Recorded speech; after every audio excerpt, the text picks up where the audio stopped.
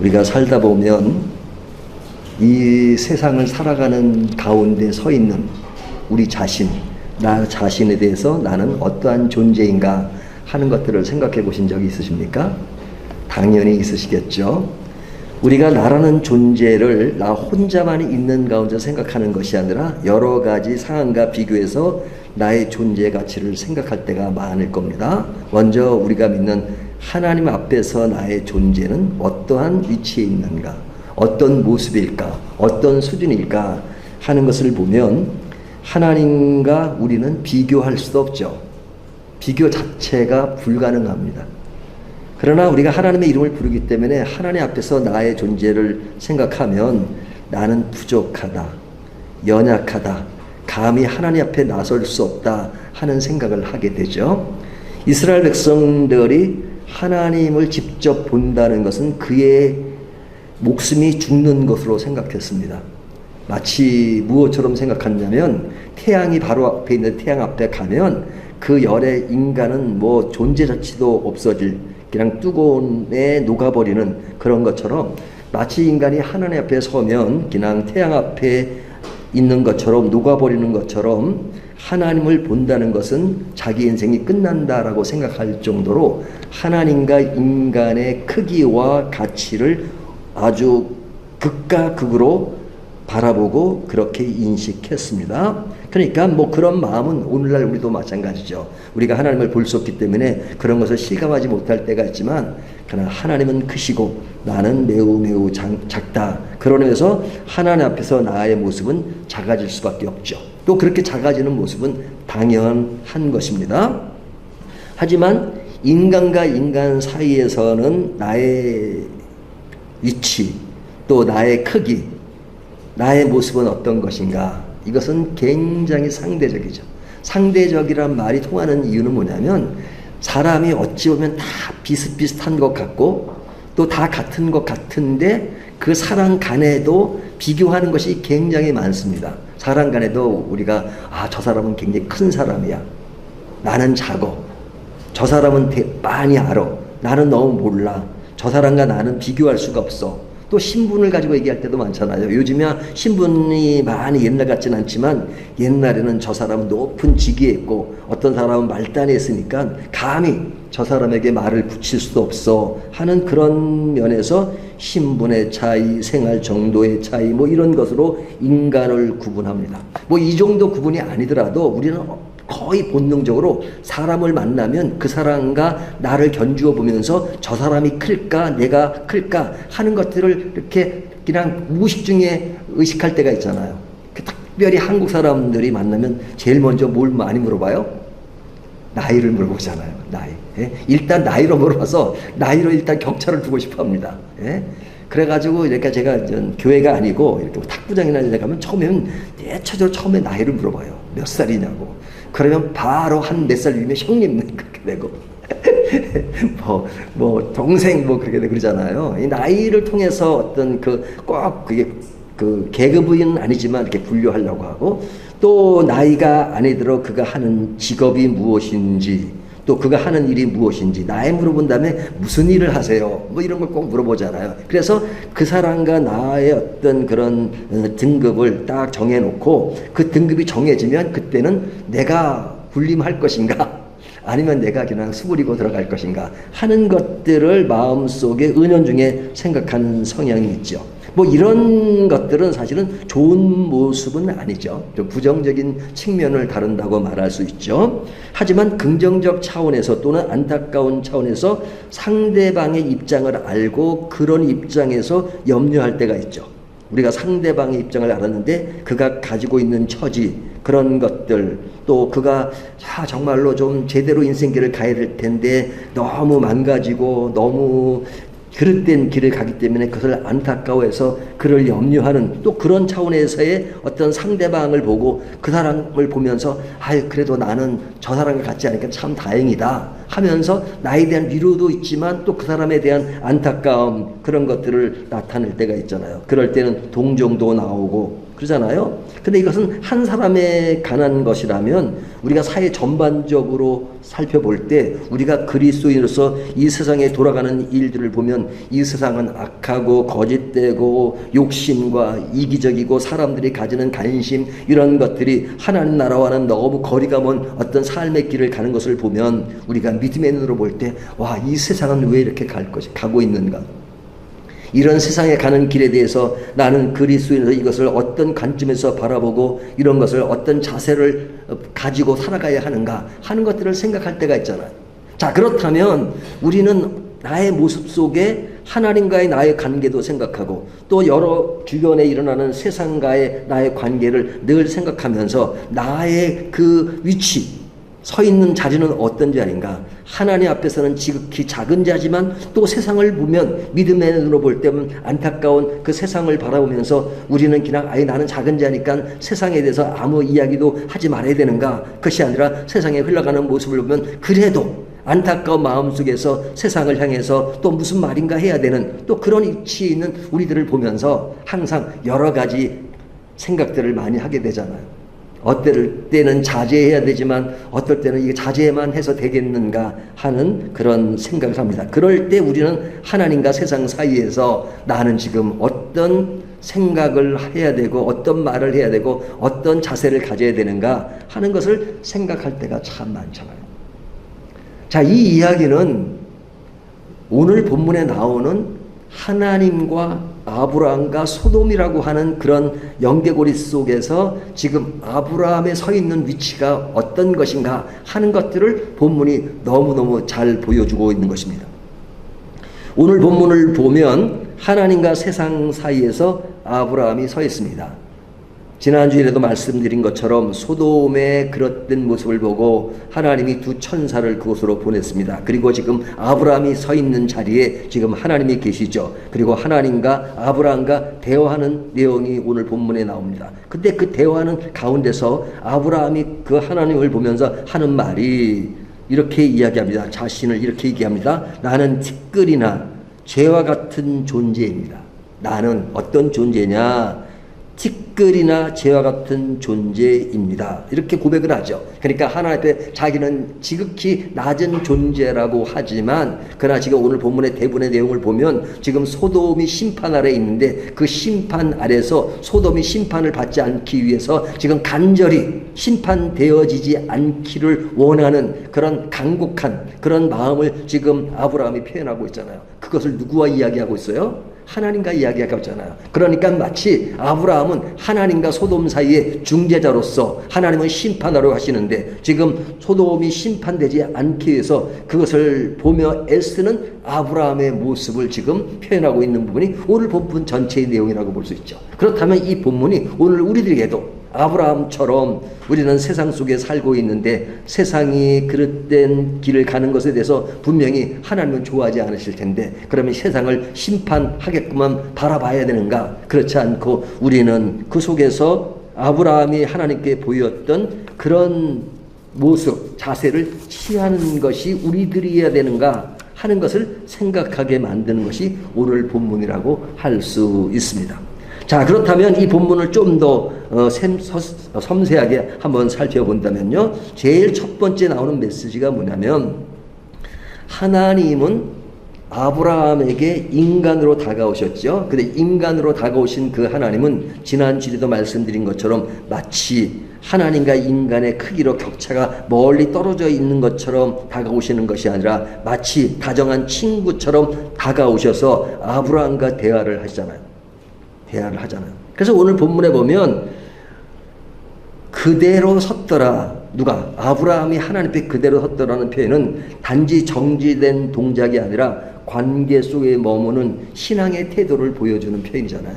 그러니까 하나님과 인간이 지금 함께 마주보고 있는 모습을 표현하고 있습니다. 근데 그 표현하는 그 맥락에서 되어지는 대화를 보면 소돔이 죄악으로 심판되려는 그런 결정 앞에서 하나님은 아브라함의 그 뜻을 감추지 않으시고 이야기를 하고 그 말을 들은 아브라함은 하나님 심판하지 않게 하려고 하는 그의 마음을 지금 마치 친구처럼 이야기하는 그런 장면이 오늘 본문이잖아요.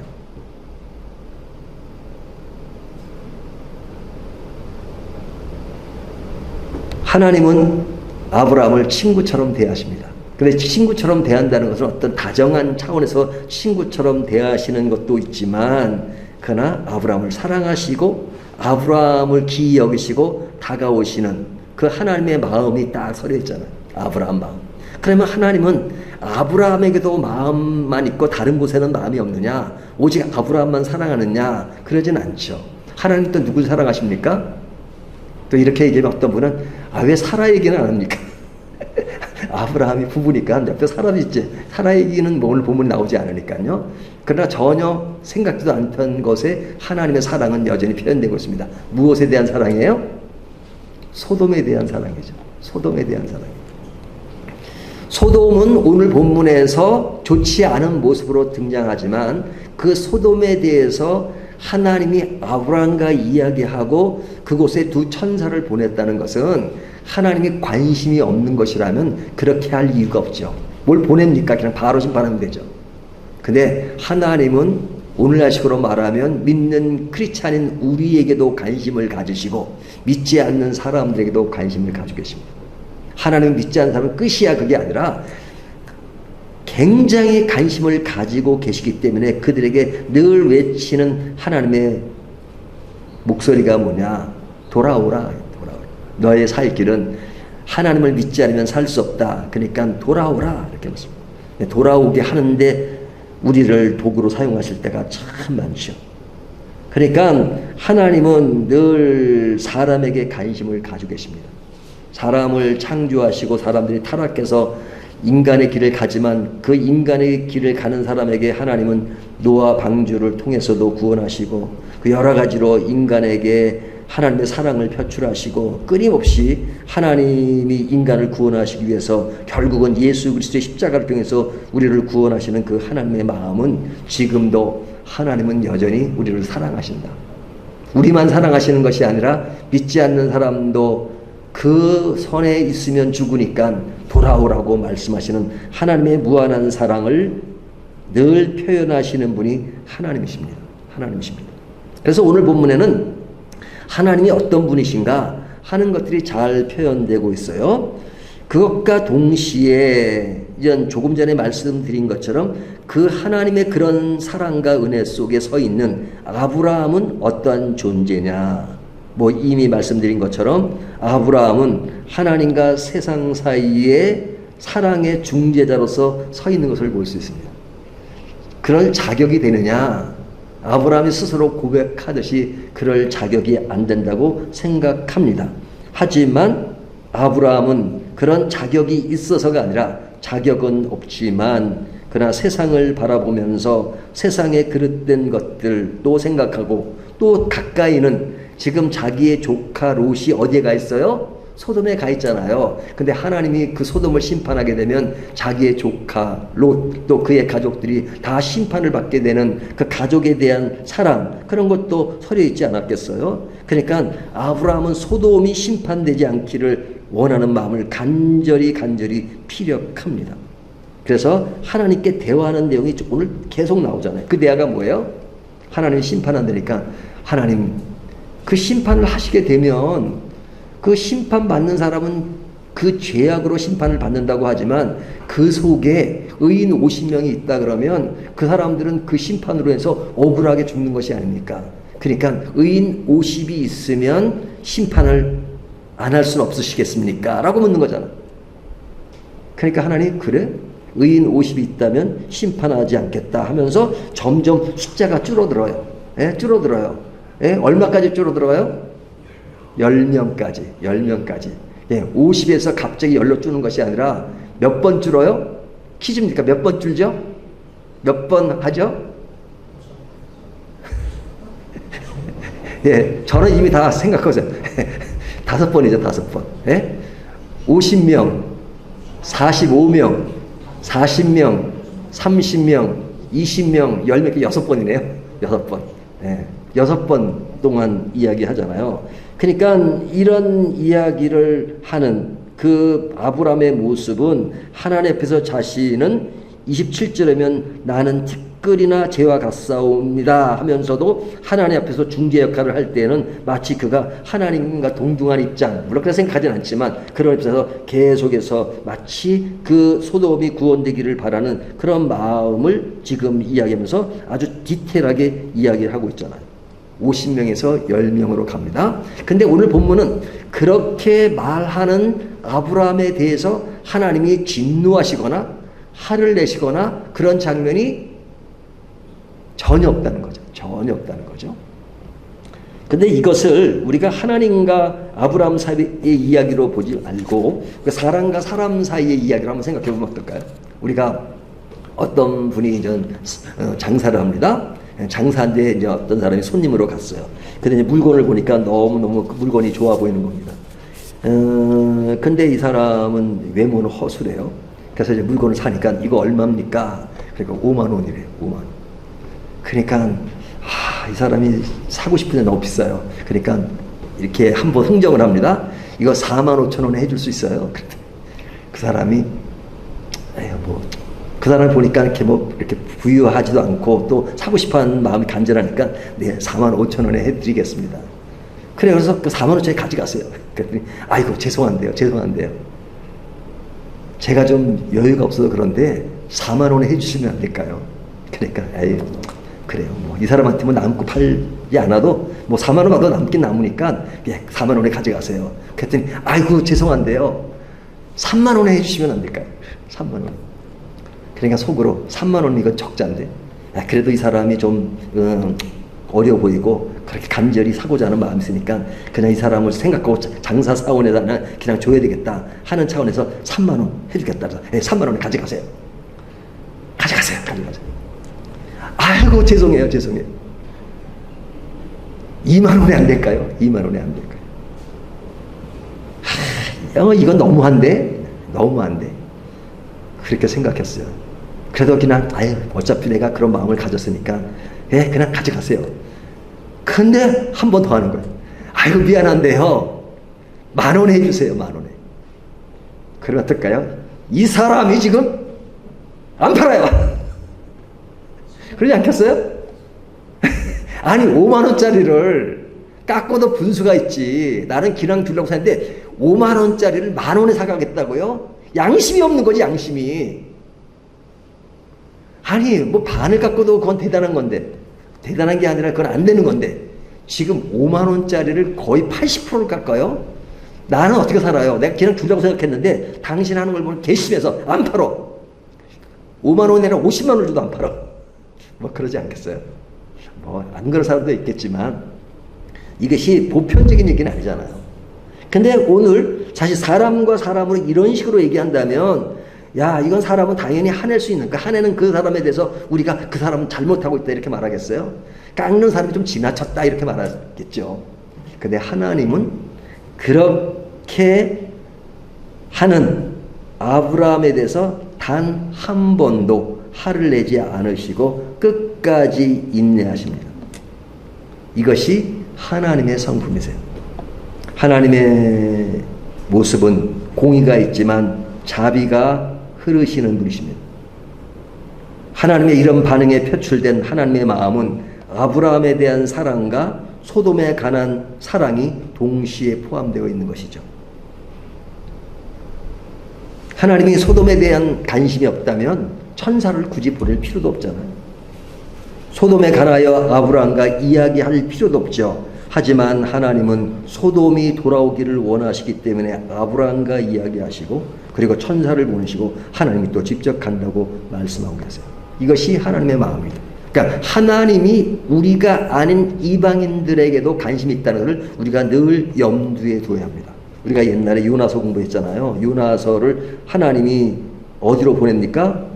저 큰 성읍 니누에로 가라. 니누에는 뭡니까? 아수르 수도잖아요. 아수르는 북이스라엘을 멸망시킨 나라입니다. 근데 선지자 니누에가 아니라 요나는 당시에 굉장히 유명한 선지자였습니다. 선지자지만 분량을 조금 예언했다 해서 소선지자지, 그가 당시의 인기로 보면 최고의 선지자였거든요. 최고 인기 선지자였어요. 근데 하나님이 아주 이스라엘 사람들이 싫어하는 저 니누에로 가라고 하니까 아브라함이 아니라 요나가 가기 싫어했죠. 근데 그 본문에 보면 하나님이 요나에 대해서 관심을 가지고 계시지만 그러나 저 큰 성읍 니누에도 관심을 가지고 계신다는 거잖아요. 예? 하나님을 믿지 않는 이방 백성 니누에도 관심을 가지고 계신다. 그래서 그 나라가 돌아오게 하기 위해서 요나를 그곳에 보내서 돌아오라 이렇게 외치시는 거 아닙니까? 그러니까 그곳에는 하나님의 마음은 요나에도 관심을 가지고 니누에게도 관심을 가지시는 것처럼 오늘날에도 하나님은 예수를 믿지 않는 많은 사람들에게도 관심을 가지고 계신다는 것이죠. 그 관심을 가지는 맥락 속에 우리가 있는 거죠. 교회가 있는 것이고. 그러니까 하나님은 그런 맥락 속에 우리가 어떤 자리에 서 있기를 원하시느냐, 그 중재자로서의 역할을 하기를 원하시죠. 우리가 그런 자격이 있는 것은 아니지만 하나님은 그런 자세를 우리에게 부여하십니다. 부여하시기 때문에 하나님이 인간처럼 아브라함에게 다가오셔서 소돔에 관한 이야기를 이야기하십니다. 아브라함과 하나님의 이야기를 하지 않으시면 그런 모든 것들을 하나님이 이렇게 조종할 수 없습니까? 그러지 않으잖아요. 하나님은 아브라함이 없어도, 모세가 없어도, 다윗이 없어도 하나님은 자신의 모든 일을 하실 수 있지만 하나님이 인간이 없으면 하지 못하시는 것처럼 우리 인간에게 다가오셔서 우리와 대화하시고 우리에게 말씀하시고 우리에게 소명을 주시고 사명을 주시고 우리와 함께 일하시는 하나님의 그런 낮아진 마음의 사랑을 우리에게 늘 표출하고 사시잖아요. 우리가 대단한 것이 아닌데 우리는 약한데도 불구하고 약한 우리들을 잡아주시면서 자격 없는 우리들에게 큰 가치를 부여하고 살게 하십니다. 그런 의미에서 우리 입장에서 보면 우리는 하나님의 그런 큰 마음과 세상은 하나님 이런 마음도 알지 못하고 제 멋대로 살아가는 그런 맥락의 그룹 속에서 우리는 그 중간에 서서 하나님의 마음을 이해하고 세상에 돌아가는 그 상황을 보면서 살아가는 위치에 있는 것이 우리들의 서 있는 위치라고 말할 수 있죠. 그렇기 때문에 우리들의 어떤 삶의 자세는 하나님을 바라보며 예배하고 기도하고 하지만 또 세상을 바라보면서 그런 하나님의 마음을 읽으면서 세상을 위한 기도가 있고 세상이 잘 되기를 바라고 세상이 하나님께 돌아오기를 간절히 바라는, 세상이 악한 길로 가고 세속적인 길을 갈 때 우리는 그것을 안타까워하며 그렇게 가는 길은 죽는 길인데 그것을 위해서 기도하는 것, 그것이 우리들이 받은 소명이라. 그리고 중재자로서의 우리의 역할을 원하시는 하나님의 마음을 늘 읽는 것이죠. 그런 것들을 아주 분명하게 보여주신 분이 누구세요? 바로 우리가 믿는 예수 그리스도. 십자가는 바로 그러한 중재를 하신 것이잖아요. 하나님과 죄인된 인간 사이에 그것을 하나님과 연결할 수 있도록 십자가를 통해서 인간이 받아야 될 심판을 다 받으시고 하나님 앞에 가로막혔던 그 장막을 다시 헤치고 나갈 수 있도록, 그 전력을 헤쳐나갈 수 있도록 만들어진 것이 바로 예수님의 중보잖아요. 예수님은 기도를 하십니다. 십자가 위에서 저들을 사하여 주옵소서. 그런 기도가 아브라함의 기도가 되기를 원하시고 그렇게 아브라함의 기도를 원하셨던 그 마음은 오늘날 우리들을 향한 기도이기도 하죠. 그래서 그리스도인들끼리만 자신들이 모여서 그 안에 즐기고 그 안에서 기쁘고 그 안에서만 자리 잡고 사는 걸 원치 않으세요. 산속에 들어가서 조용히 그리스도인끼리서 우리들끼리만 잘 살아보자. 우리끼리만 잘 살면 편하긴 해요. 그리고 잘 맞아요. 얘기가 돼요. 믿지 않는 사람이랑 얘기하면 힘들 때가 참 많아요. 하지만 그렇게 안 맞으니까 너희는 믿는 사람들끼리만 살고 믿지 않는 상대하지 마! 그러지 않으시죠. 하나님은 안 맞고 가치관이 다르지만 그 사람들을 향해서 가라고 합시다. 가라고 그러십니다. 그리고 너희는 세상의 빛과 소금이 되라 이렇게 말씀하셨어요. 그런 사람 속에서 빛과 소금이 된다는 것은 엄청 어려운 것입니다. 어려운 정도가 아니라 좀 답답해요, 답답해. 그들은 우리를 보고 답답해할지 모르지만 우리는 그들을 보고 답답해요. 하나님 나라의 간접에서 보면 너무 답답하죠. 자신들이 가는 길이 사망의 길인지도 모르면서 그것이 잘하는 것처럼, 똑똑한 것처럼, 그리고 세상을 다 아는 것처럼, 자신의 길을 자기들이 다 아는 것처럼 살아가지만 얼마나 하나님의 간접에서 보면 그들이 얼마나 슬픈 선상에 있는 걸 모르면서 자신의 인생을 다 아는 것처럼, 하나님의 세계를 다 아는 것처럼 말하는데 그것이 얼마나 슬픈지를 모르고 나간다. 답답한 게 있잖아요. 하지만 하나님은 답답하니까 그 사람들과 끊고 살아라, 그리스도인끼리만 살아라, 그렇게 말씀하지 않으시고 하나님은 나가기를 원하십니다. 그리고 아브라함이 마치 흥정하듯이 50명에서 6번이 10사람까지 되는 것을 하나님은 흔쾌히 받아주십니다. 그리고 그런 이야기를 하기를 원하세요.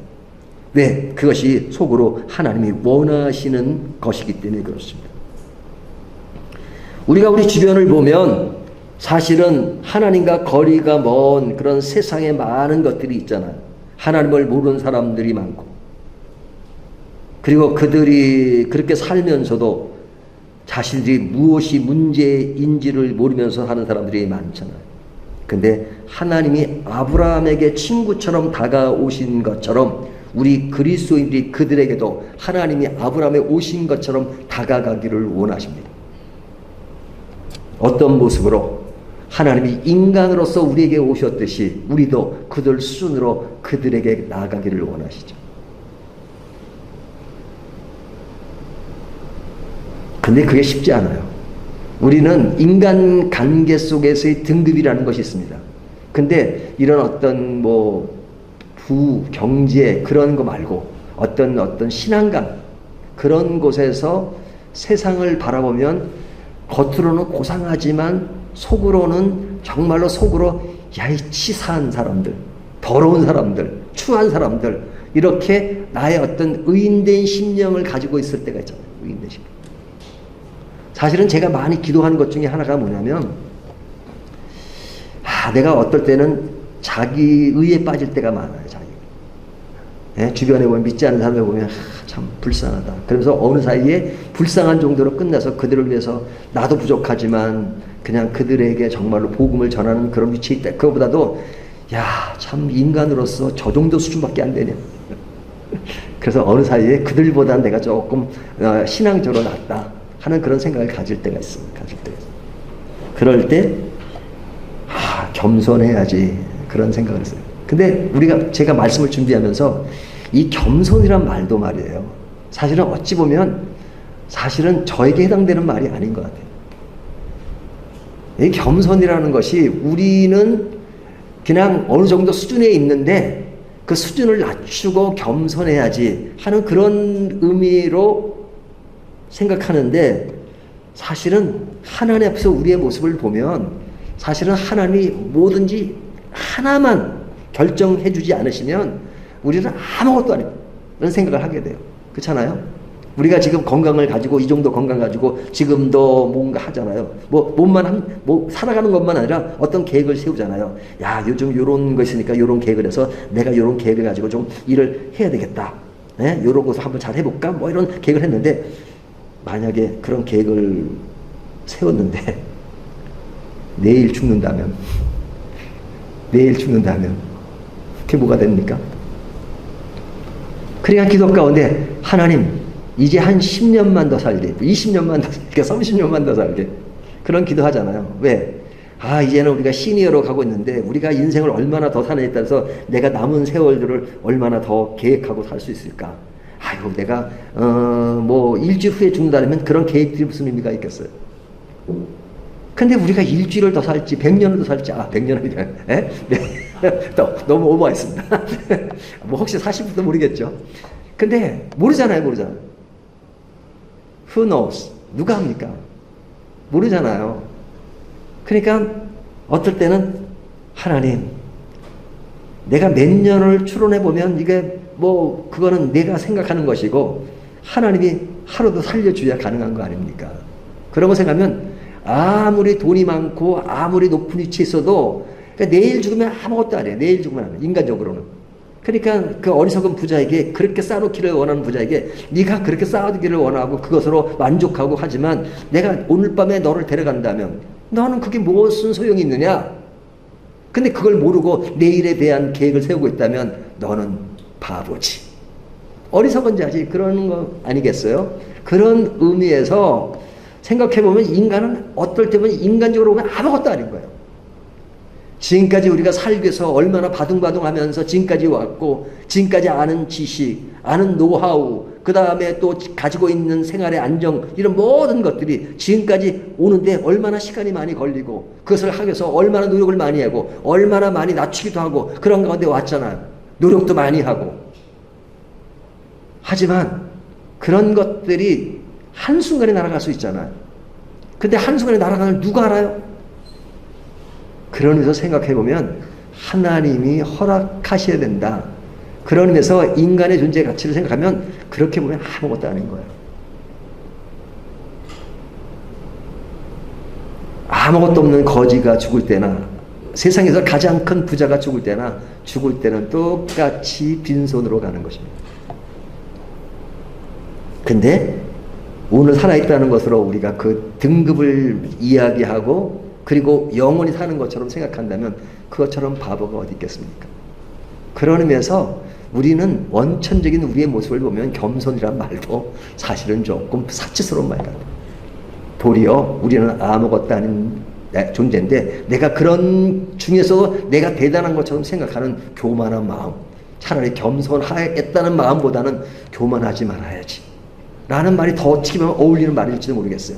물론 겸손이라는 것이 그것을 다 포함한 말이지만 자신을 생각할 때는 겸손이라는 말도 사치스러울 때가 있단 말이죠. 그러니까 그런 사치스러운 거 생각하면 아유 내 꼬라지를 알면 내가 뭐 세상이 어떻게 돌아가든 뭐 아유 내가 무슨 말을 하겠어. 나를 알면 그냥 조용히 나를 각성하고 살아가는 것이 내가 인생을 정직하게 살아가고 내 위치를 알고 살아가는 것이지 라고 생각할 수 있는데 오늘 맥락에서 보면 그 자체도 교만이더라 이거죠. 그 자체도 교만이에요. 오늘 본문이 주는 아주 아름다운 것은 내가 하나님 앞에서 티끌 같고 재 같지만 그 전제가 분명한 거예요. 하나님 앞에서 나는 티와 같고 그래요. 아무것도 아니에요. 하지만 아무것도 아니기 때문에 망해가는 저 소돔을 보고 그냥 아유 내 꼬라지를 알고 무슨 소돔까지 걱정해. 그게 아니죠. 내가 비록 나약하고 나도 부족한 사람이지만 그러나 소돔이 심판되어지는 그것에 대해서 나는 지금도 중재자로서 하나님이 부여하신 것이니까 내가 뭔가 그들보다 나서가 아니라 부족한 것이 많고 내가 그들보다 나은 것이 아닐지라도 결국 하나님을 믿는 차원에서 하나님이 나를 허락하신 것 차원에서 나는 지금 그들에게 그들이 살리기 위해서 50명이 있으면 살려주시겠습니까? 안 돼. 살려줄게. 아, 그러면 50명이 없다는 것입니까? 45명, 40명, 30명, 20명, 10명 그렇게 내려가더라도 하나님께 계속 간구하는 그런 모습 하나님은 그것을 원하십니다.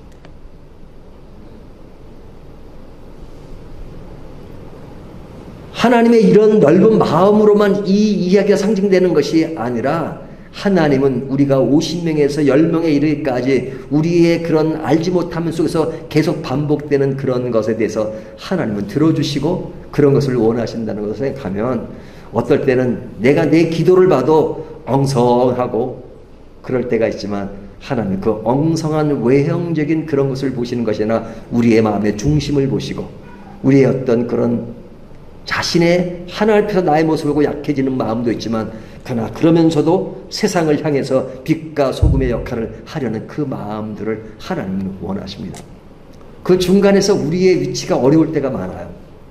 저는 이런 것을 조금 경험해 본 적이 있어요.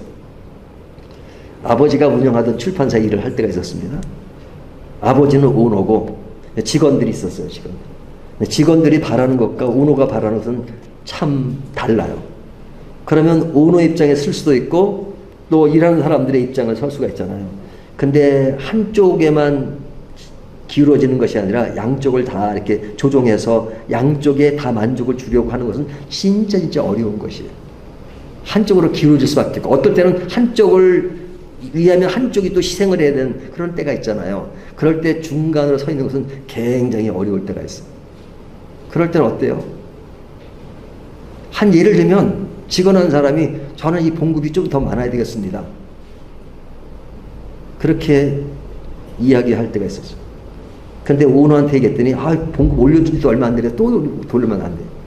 그래서 중재자로 하는 방법은 뭐냐면 그러면 내가 내 봉급에서 너 몇만 원 정도를 너한테 띄워줄게. 물론 그 얘기는 안 했지만 그걸 띄워준 적 있어요.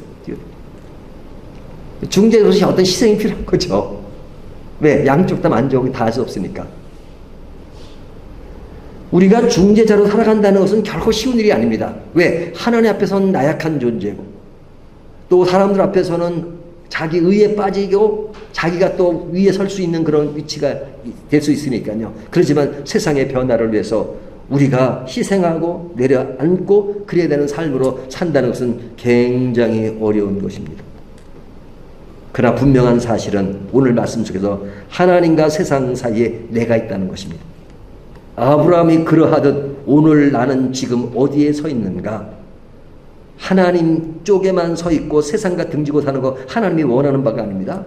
세상에 붙어 있고 하나님과 거리를 두는 것, 그건 당연히 하나님이 원치 않는 것이죠. 하나님 앞에서 나는 티끌 같고 세상 앞에서는 의인이 듯 보이지만 그 사이에서 궁유를 품고 기도하는 믿음의 중재자로 설 때 하나님은 나를 통로로 사용하십니다. 나를 통해 세상의 궁율이 흘러가기를 원하십니다.